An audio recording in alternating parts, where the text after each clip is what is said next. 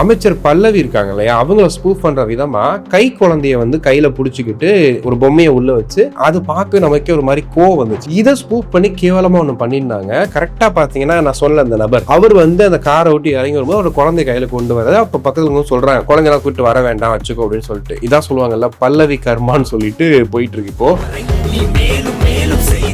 சொல்லிட்டு நீங்க வாய்கிலேயே பேசலாம், ஆனா வந்து உங்க செயல் இருக்குல்ல அதுல நீ ஒரு எச்ச.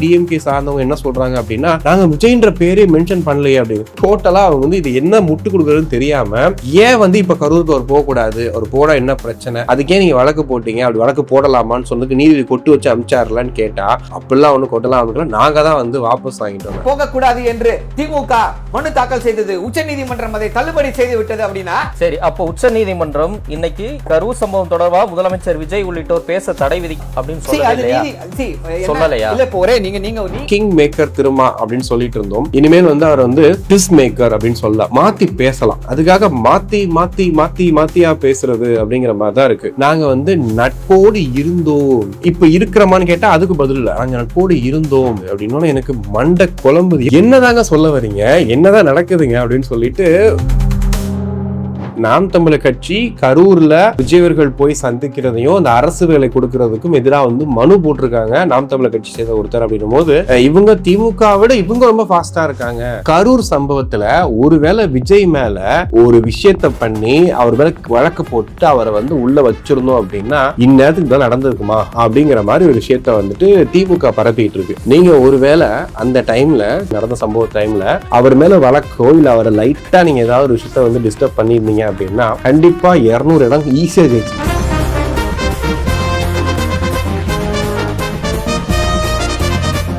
இது போன்ற வீடியோக்களை தொடர்ந்து பார்ப்பதற்கு தமிழ்நாடு டைம்ஸை சப்ஸ்கிரைப் பண்ணிக்கோங்க. எங்களுடைய சமூக வலைதள பக்கங்களான ஃபேஸ்புக், இன்ஸ்டாகிராம், எக்ஸ் பக்கங்களை ஃபாலோ பண்ணிக்கோங்க. உலகெங்கும் வாழும் தமிழ் நெஞ்சங்களுக்கு கிறிஸ்டியின் அன்பு வணக்கம். இன்னைக்கு நிறைய சம்பவங்கள் நடந்திருக்குது. ஸோ ஒவ்வொன்றா வந்து பார்க்கலாம். ஃபர்ஸ்ட் ஒரு மகிழ்ச்சியான செய்தியை பார்க்கலாம்.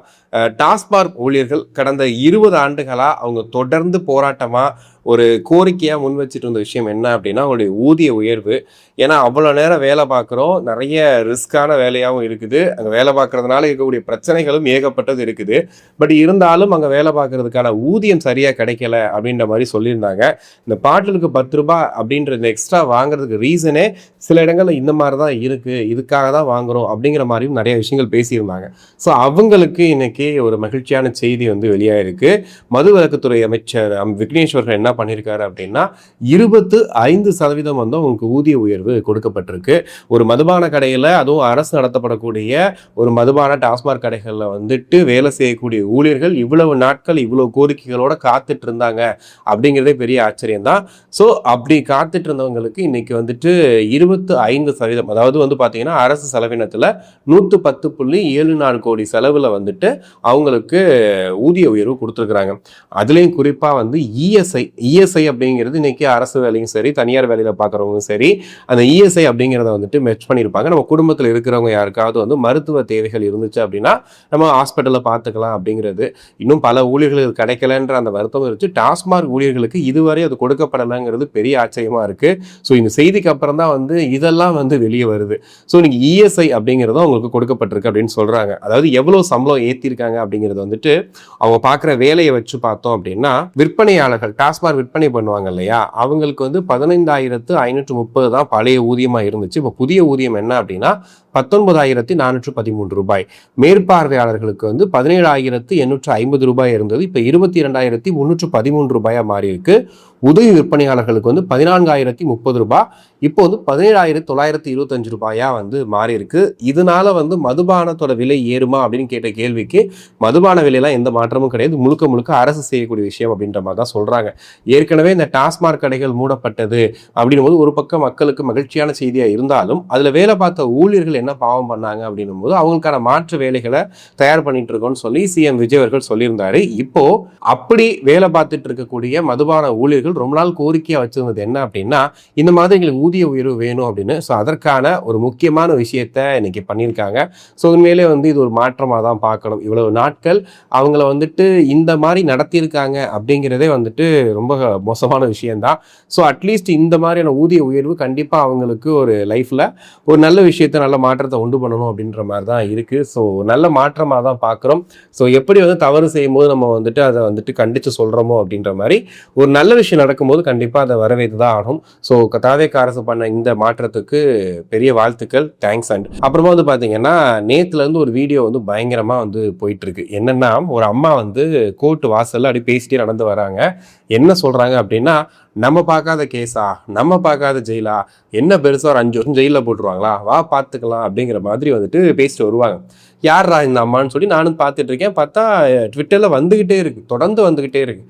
அப்புறம் தான் போயிட்டு ஃபுல்லாக டீட்டெயில்டாக பார்க்கும்போது கொஞ்ச நாளுக்கு முன்னாடி வந்துட்டு ஒரு ஆள் வந்து காரில் உட்காந்துட்டு பேசியிருப்பான் கண்ணாடி போட்டுக்கிட்டு. என்னென்னா, இந்த அப்பாவை காணோன்னு சொல்லி சிஎம் விஜய் அவர்கள் பேசினதுக்கு அவர் வந்து பதிலடியாக வந்துட்டு ஒரு காமெடியாக ஒன்று பண்ணுறேன்னு சொல்லிட்டு ஒன்று பண்ணுவார். என்னென்னா, சிஎம் விஜயை காணோம் அப்படின்னு சொல்லிட்டு இவர் சொல்கிறார் அப்பாவை காணோன்னு. ஜேசன் சஞ்சய் வந்து கால் பண்ணுறாராம். கால் பண்ணிவிட்டு எங்கள் அப்பாவை காண தேடி கண்டுபிடிச்சி கொடுக்கணும் போது, இல்லை சிஎம் விஜய் அவர்கள் தானே, அவர் வந்துட்டு பனையூரில் இருப்பார், இல்லை பட்டினப்பாக்கத்தில் இருப்பார், பனையூர்லையுமே பல நடிகைகளோட இருப்பார், பட்டினப்பாக்கத்துலையும் பல நடிகைகளோட இருப்பார் அப்படின்னோடனே, இல்லை எங்கள் அம்மாவுக்கு உங்கள் அம்மாவுக்கு நீதியெல்லாம் கிடைக்காது, அதுக்கெல்லாம் வாய்ப்பு இல்லைன்னு சொல்லிட்டு ரொம்ப அசிங்கமாக கொச்சையாக சிஎம் அப்படிங்கிறதையும் மறந்துட்டு ரொம்ப தெனாவட்டா எகத்தாளமாக வந்துட்டு ஒரு வீடியோ போட்டிருந்தாரு. அதில் வீடியோ முடிவில் இந்த மாதிரி கேடு கட்டவன் அப்படின்ற மாதிரி வார்த்தைகள்லாம் யூஸ் பண்ணி, ஒரு ஜென்மம் அதுன்னு யூஸ் பண்ணி ரொம்ப கொச்சையான வார்த்தைகளை பயன்படுத்தி ஒரு வீடியோ போட்டிருந்தாரு. இந்த வீடியோ பார்த்து எல்லாருக்குமே அந்த கோபம் இருந்துச்சு. அதாவது விமர்சனங்கள் அப்படிங்கிறதும் இருக்க தான் செய்யும். ஒரு விமர்சனம் பண்றாங்க அப்படின்னா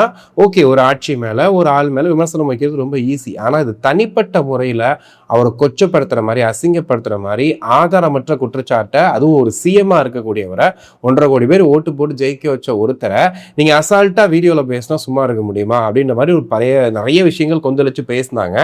அதுக்கப்புறம் ஃபைனலி அவர் வந்து கைது செய்யப்படுவார் அப்படின்னு சொல்லியிருந்தாங்க. ஸோ காவல்துறை கிட்ட கைதானா என்ன ஆகும், ஏதாவது நடந்துடும் நமக்கு அப்படின்ற பயத்தில் என்ன பண்ணி நேராக கோர்ட்டில் வந்து அங்கே வந்து சரணடைன்னு சொல்லி வராரு. அப்போவே காவல்துறை தடுக்குது, கேட்குறாங்க. பட் இருந்தாலும் நான் கோர்ட்டில் சரணடைன்னு சொல்லி ஃபாஸ்ட்டாக வராரு. இதில் என்ன நடந்திருக்கு அப்படின்னா, கொஞ்ச நாளுக்கு முன்னாடி நம்மளே பேசியிருந்தோம், நிறைய ஊடகங்கள் இதை பற்றி பேசலை. எனக்கு ரொம்ப சந்தோஷமாக தான் இருந்துச்சு. ஏன்னா இப்போ நம்ம அதை பேசினது நல்லது அப்படின்னு சொல்லிட்டு. சட்டசபையில் நடந்த விஷயத்தை அப்படியே ஸ்பூஃப் பண்ணி ஒரு விஷயம் பண்ணியிருந்தாங்க. ரொம்ப கன்றாவியாக இருந்துச்சு. இது வந்துட்டு நாட் ஃபார் டிஎம்கே பண்ணியிருக்குன்றதுக்காக கிடையாது, எந்த ஒரு கட்சியும் இப்படி கேவலமாக நடந்துக்கவே கூடாது. அப்படி ஒரு கேவலமான விஷயத்த பண்ணியிருந்தாங்க. என்னன்னா, சட்டமன்றத்தில் நடந்த விஷயத்தை அப்படியே ஸ்பூஃப் பண்ணி முதல்வர் விஜய் அவர்கள் மாதிரி ஒருத்தர் உட்கார வச்சுக்கிட்டு, ராஜ்மோகனை தாஜ்மோகன், பல்லவி அப்படின்றவங்களை வந்து வேற பேரை போட்டு, இவங்களை வந்து ரீல்ஸ்ன்னு சொல்லிட்டு இவங்களை அமைச்சர் கீர்த்தனாவை போட்டு, இந்த மாதிரி வந்து ஒரு மாதிரி கேவலமாக ஒரு விஷயத்த பண்ணியிருந்தாங்க.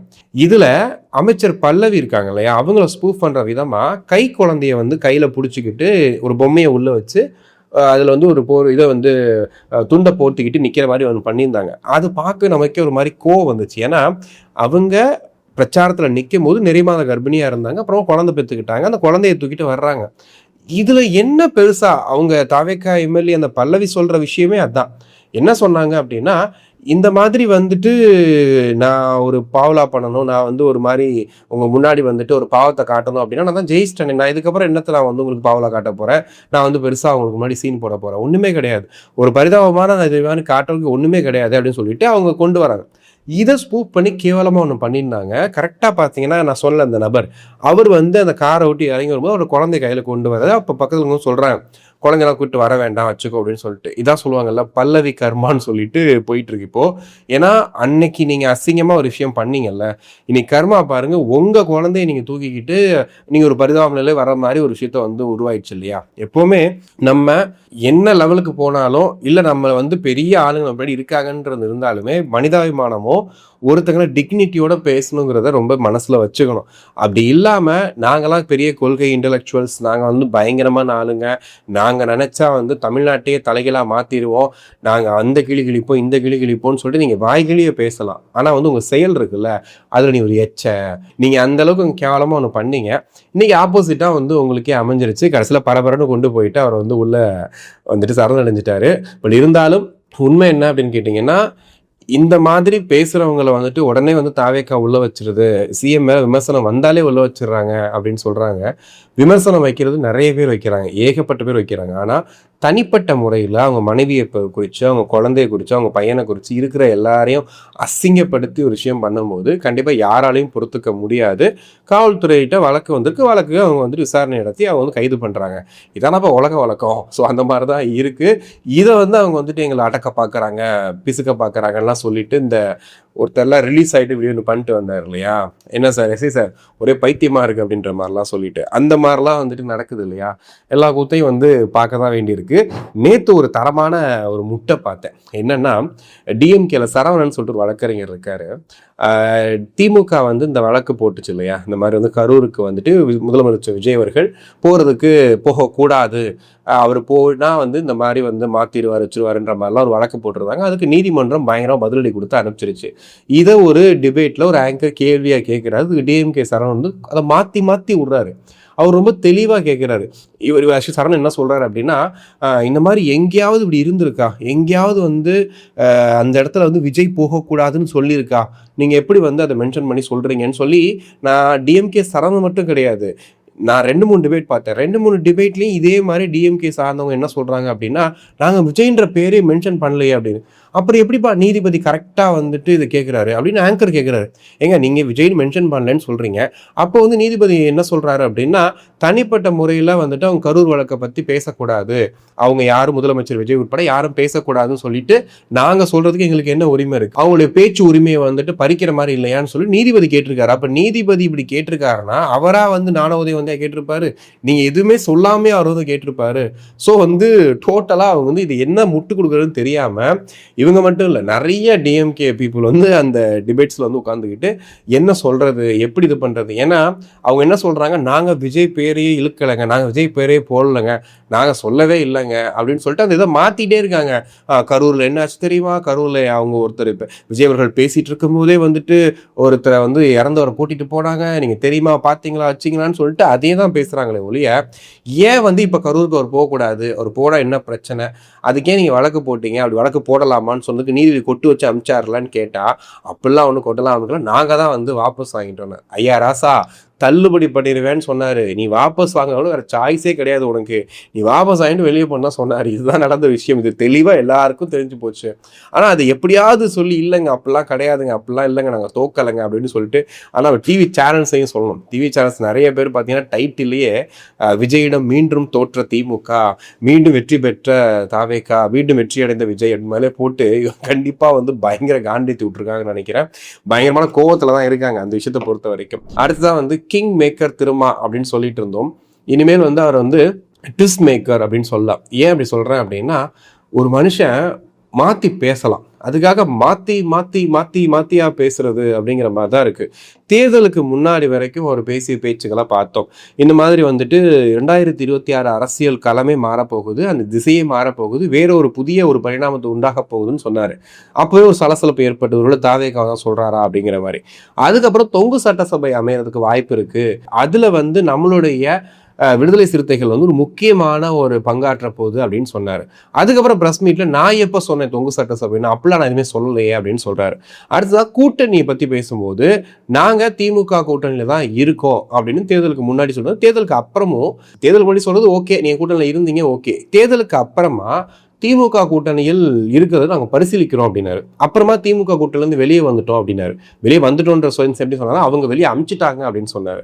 அதுக்கப்புறமா அமைச்சரவையில் வந்து இடம்பெற்றிருக்கோம், ஆனால் நாங்கள் திமுகவோட தான் கூட்டணியில் தொடர்றோம்னு சொல்லிட்டு ஒரு குண்டை தூக்கி போட்டார். அது எப்படி அமைச்சரவையில் இருக்கீங்க அப்புறம் திமுக கூட்டணியில் இருக்கலாம், இப்போ வன்னியரசு என்ன வேற கட்சியை சேர்ந்தவரா, அதுவும் புரியலை.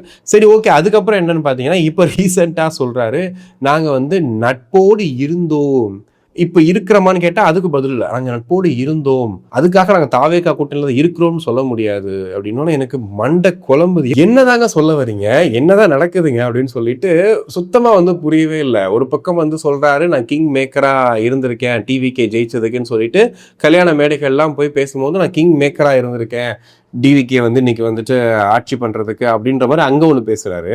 அதுக்கப்புறம் பார்த்தா நாங்கள் வந்து நட்போடு தொடர்கிறோம் திமுகவோடு கலந்து ஆலோசித்து அப்படின்ற வார்த்தைலாம் இன்னும் பயன்படுத்திட்டு இருக்காரு. ஆனா அங்க வந்துட்டு திமுக ரொம்ப தெளிவா சொல்லிட்டாங்க, நீங்க கிளம்புங்க, நீங்க வர வேணாம், இருக்க வேண்டாம், நாங்க பாத்துக்கிறோம், நாங்க தனியா நின்று ஜெயிச்சுக்கிறோம், நீங்க வேலையை பாருங்கன்னு சொல்லி அனுப்பிச்சு விட்டாங்க. பட் இன்னமும் ஏன் வந்து திமுக மேல இவ்வளவு பாசம் பற்று, எதற்காக துடிக்கிறார் அப்படிங்கிறது தெரியல. ஆனா இந்த மாத்தி மாத்தி பேசுறத நமக்கே எப்படி இருக்கு அப்படின்னா, விடுதலை சிறுத்தைகள் கட்சிக்கு எப்படி இருக்கும்? இருக்கலே பெரிய குழப்பமா இருக்கிறது அந்த தொண்டர்கள் தான்.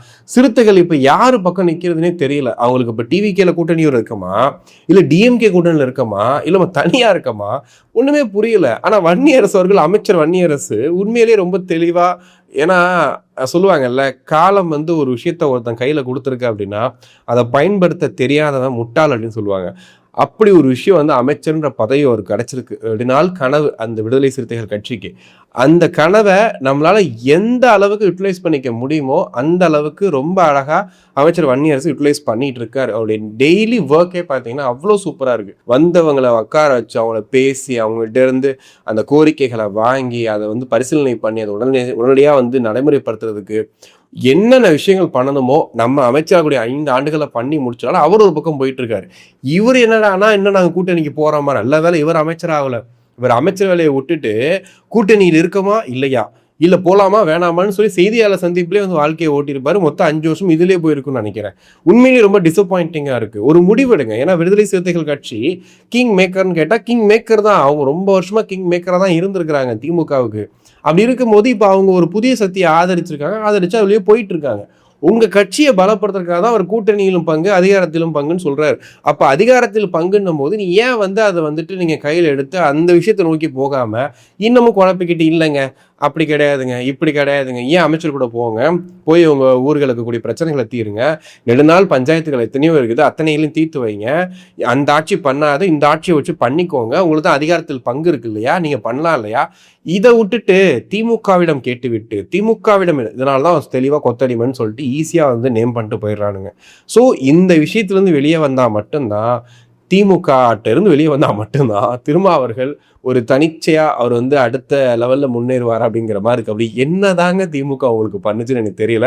எல்லாருடைய கேள்வி அதான். அவர் ட்விட்டர்ல கூட அதை போட்டிருந்தாரு, என்னதாங்க திருமாவுக்கு திமுகவில் இருக்கு, இன்னமும் வந்து அந்த பற்றை விட்டு வெளியே வரமாட்டாரு, அவங்களே போங்கன்னு சொன்னாலும் உன்னில முந்தா நாள் பேசுறாருங்க. முந்தா நாள் பேசும்போது கூட இல்ல நான் திமுக வந்துட்டு எங்களை வெளியே அனுப்பி விட்டது, அதாவது வெளியே போயிட்டு அவங்க தான் சொன்னாங்க, நாங்க சொல்லல அப்படிங்கிறாரு. என்னதாங்க அது, துரத்தி விட்டா என்ன, ஓடி வந்தா என்ன, ரெண்டும் ஒண்ணுதாங்க. அதான் சொல்றேன்ல, இது வந்து போயிட்டே இருக்கு, அனுமார் வாரு மாதிரி நீண்டு போயிட்டே இருக்கு. இது ஒரு முற்றுப்புள்ளியே கண்டிப்பா திருமாவர்கள் வச்சே ஆகணும். ஏன்னா விடுதலை சிறுத்தைகள் கட்சி அந்த தொண்டர்கள் யார் பக்கம் நிக்கிறதுன்னு தெரியல. அடுத்து வந்து தேர்தல் வரப்போகுது, தேர்தலுக்குள்ளேயாவது இந்த முடிவை கொடுக்கணும். அதை விட்டுட்டு இந்த 5 நாள் ஆச்சு தெரியுமா, ஒரு தாவேக்கு ஆதரவா இல்லையான்னு கேட்கறதுக்கு 5 நாள் ஆச்சு அந்த 2 எம்எல்ஏ கொடுக்கறதுக்கு. அதையெல்லாம் வந்துட்டு பார்க்கும்போது ரொம்ப காமெடியாக தான் இருந்துச்சு. அப்படி என்ன அவங்கள வந்துட்டு பிடிச்சி வச்சிருக்காங்கன்னு தெரியல.